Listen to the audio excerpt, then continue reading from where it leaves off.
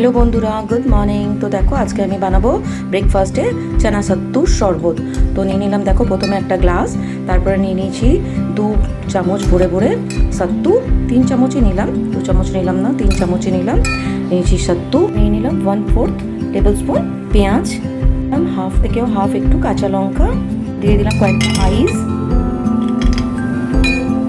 আইসের টুকরো দিয়ে দিলাম, তারপর দিয়ে দিলাম একটু জল, এতে দিয়ে দিলাম একটু বিট নুন, দিয়ে দিলাম মিষ্টির জন্য একটা ছোট্ট বাতাসা, ব্যাস দিয়ে দিলাম একটা জলজিরা, 1 টাকা যেটা আসে সেটা একটুখানি দিয়ে দিলাম।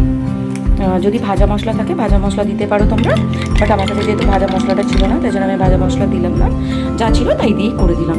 তো দেখো ব্যাস এটা ঘুলে নেবো এখন আমি। বন্ধুরা আমার রেডি হয়ে গেল। এতে যদি ধনেপাতা থাকতো ওপর থেকে তোমরা ধনেপাতা থাকলে তোমরা ধনেপাতা দিও, আমার যেহেতু নেই, যা ছিল বাড়িতে তাই দিয়েই আমি করে দিলাম। তো দেখো আমার রেডি হয়ে গেল সত্তু শরবত। এটাই আজকে আমার ব্রেকফাস্ট। তো কেমন লাগলো তোমাদের আমাকে জানাবে, যদি ভালো লেগে থাকে একটা লাইক কমেন্ট শেয়ার করে দেবে, পেজটাকে ফলো করে রাখবে। তো চলো টাটা, সবাই ভালো থেকো।